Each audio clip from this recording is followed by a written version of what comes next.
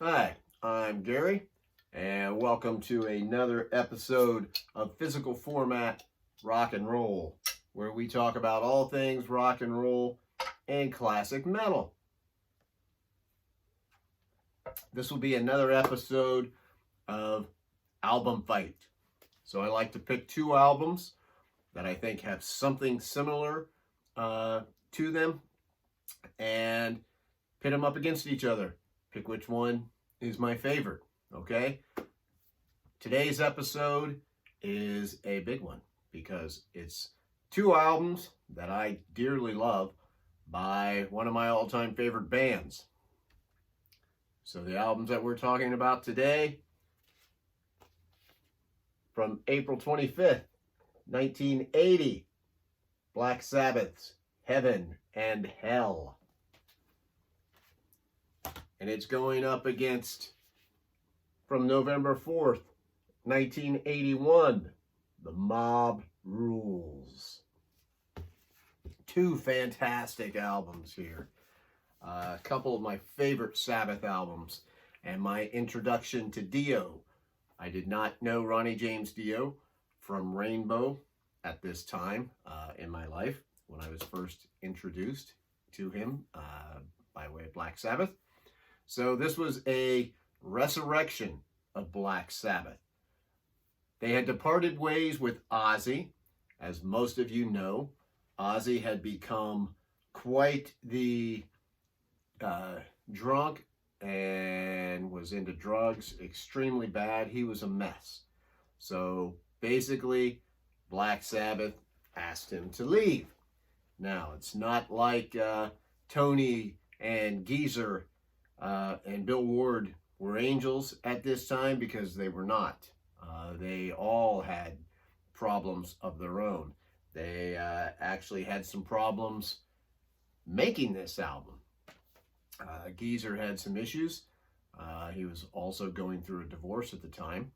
So Jeff Nichols, who plays keyboards on here, did a little bit of playing the bass. It's kind of up in the air as far as if he's playing bass on some of the songs here, or if he was just filling in until Geezer got back. My guess is that he is playing on some of this. And of course, Bill Ward had problems to get the album finished, and he definitely had problems trying to tour on this album, which led to the appearance of Vinny Appice on the Mob Rules album. And we'll get to that here in a second. But first, we'll talk a little bit more about Heaven and Hell. This is a highly regarded album. This is loved by fans and critics. They heralded this as the comeback of Black Sabbath. Like I said, with Ozzy, they'd made a few bad to mediocre albums. This was the first thing they'd done since 1978's Never Say Die, which is usually on the list toward the bottom of most Black Sabbath fans of the classic lineup with Ozzy. The well was starting to run dry, and so when Ozzy was gone, it kind of looked like that would be the end of Black Sabbath. But lo and behold, Tony gets a hold of Ronnie James Dio, fresh out of Rainbow, recruits him, and they make this masterpiece. Now, this came out in a very pivotal time, because this is 1980.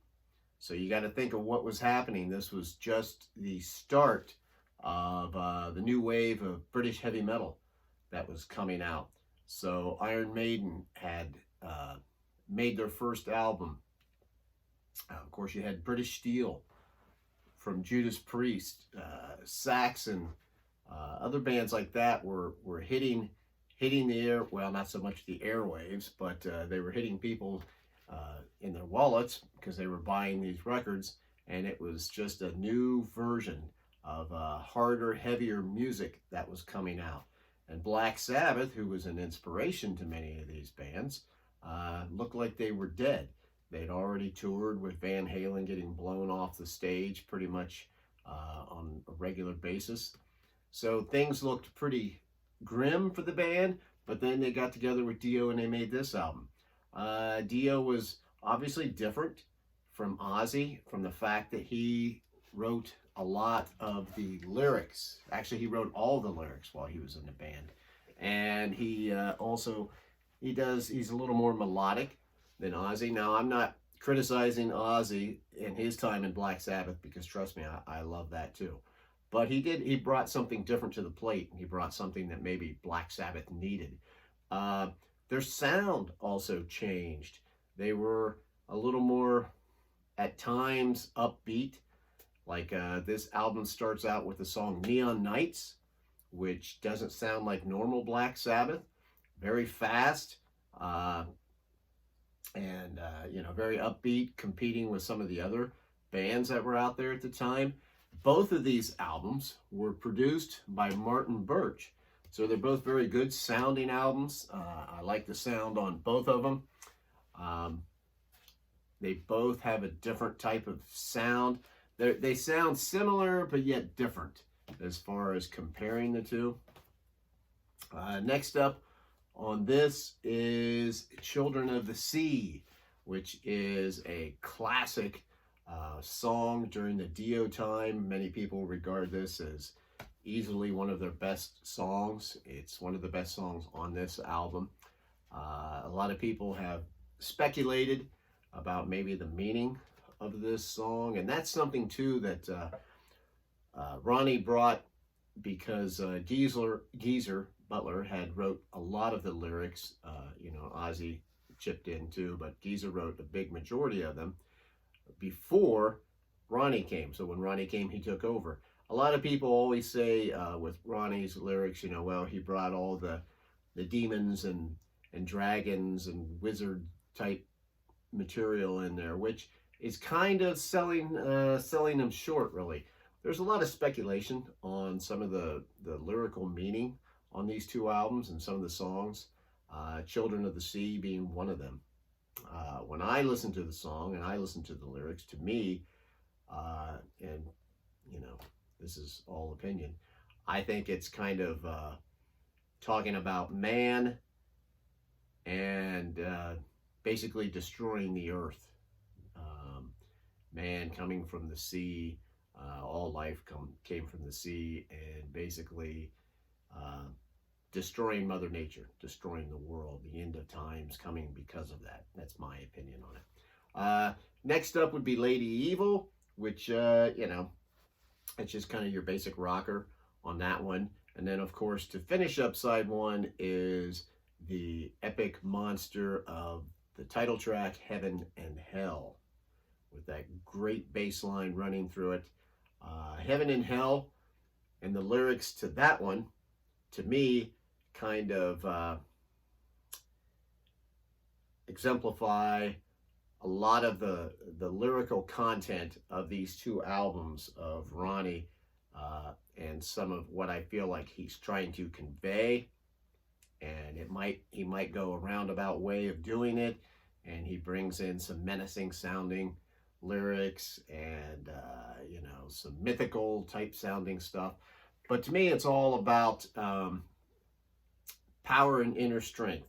It's the fact of there's people out there that are constantly going to want you to conform, that are constantly going to try to bring you down in some way.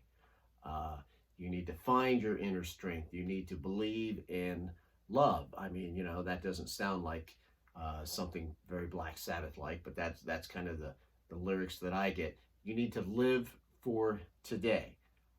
Do good now. Live your life right now. Don't live for something in the future. Don't live for an afterlife necessarily. Live a good life now. Enjoy life now. You don't know what's around the corner. That's the basis I get from a lot of these songs, really. If you dig into them, I'd be curious on what some of you think. Anyway, so Heaven and Hell, great, fantastic track, right? Going on to side two, you have Wishing Wells, another really good song, Die Young. Once again, to me, Die Young would be to say, if you die young, when you do die, die young at heart.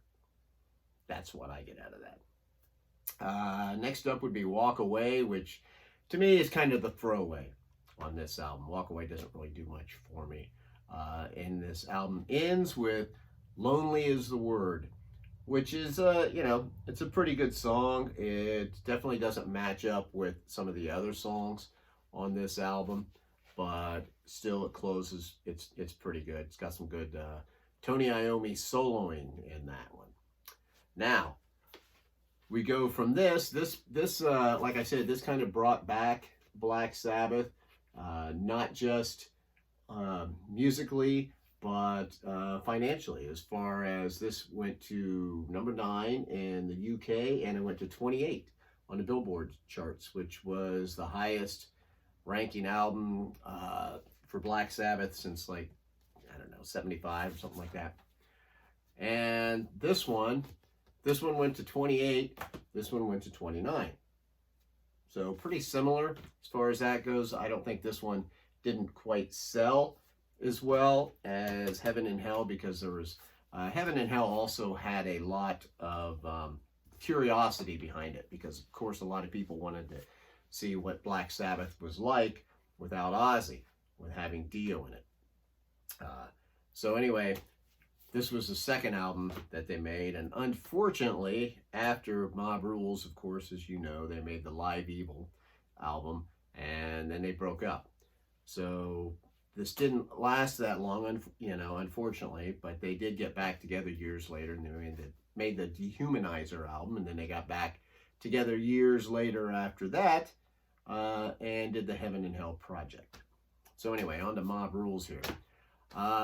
Now, Bill Ward is out of the band, and Vinny Appice is on the drums. And I think Vinny Appice's drums sound fantastic on this album. His drumming style fits perfectly with the style of music that Sabbath was doing at this point. Bill Ward's fit perfectly in the early Sabbath stuff, but Vinny sounds great. Sounds great on this album. This was also the first time I'd ever heard Vinny Appice play drums. So he has a nice thud kind of sound going in there.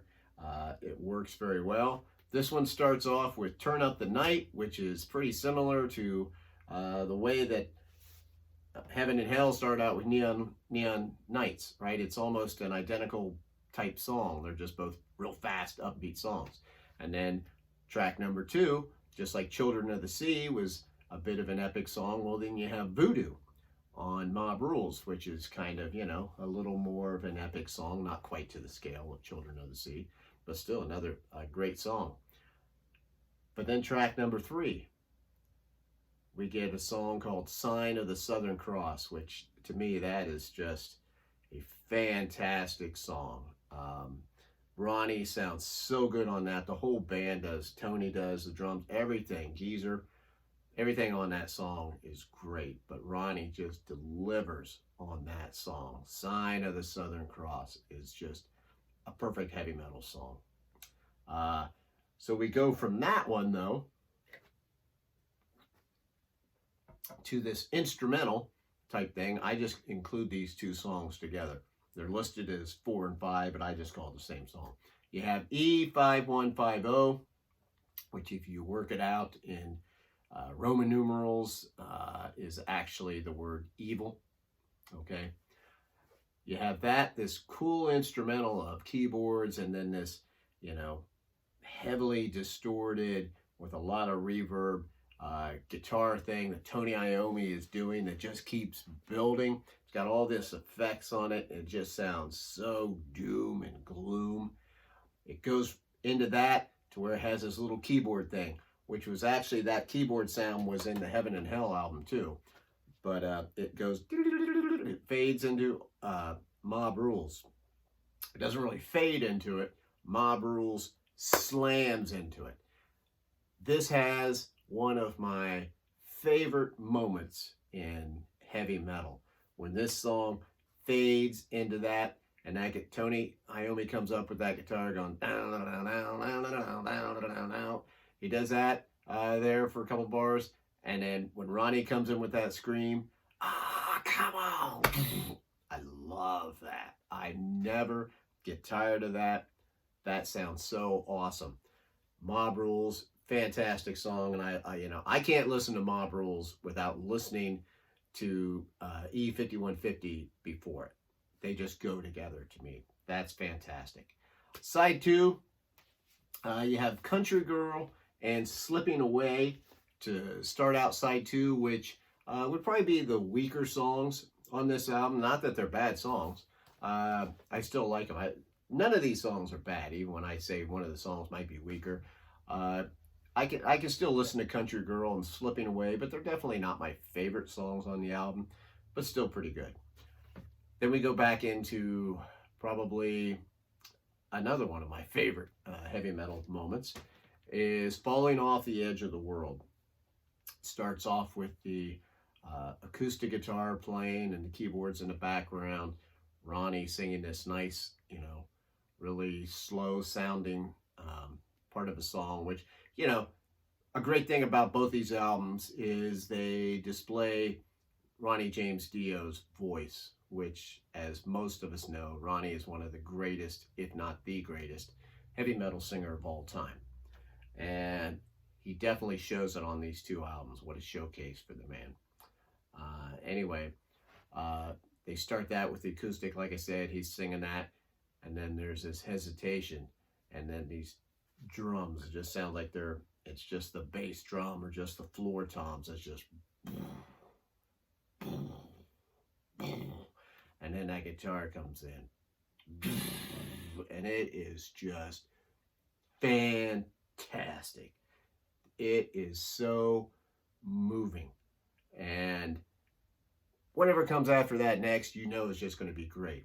It does that for a little bit, and then all of a sudden the song speeds up, right? Kind of in your typical Judas Priest type fashion or something. Another great song. And then it ends with the song Over and Over. Both the last two songs are kind of dark sounding, especially lyrically in them.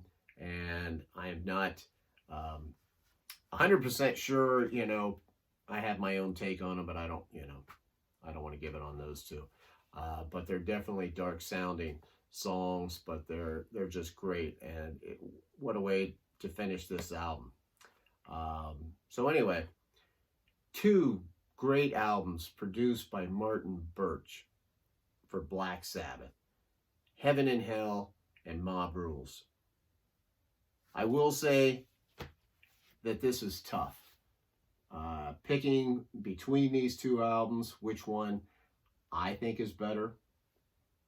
I will probably disagree with most people out there, but I go with Mob Rules. I love this album. I mean, I love Heaven and Hell too. But there's just for one thing, I like the production on this a little bit better. I like the way it sounds just a little bit better than I do Heaven and Hell. The sound kind of matches that album cover, which a lot of people hate this album cover. And it definitely did not help on the sales. This is a pretty gruesome looking album cover. This is probably a lot, more well-known, a lot cooler. I got no problem with this album cover, but anyway, I mean, if I had to choose between the two, yeah, I like that one better.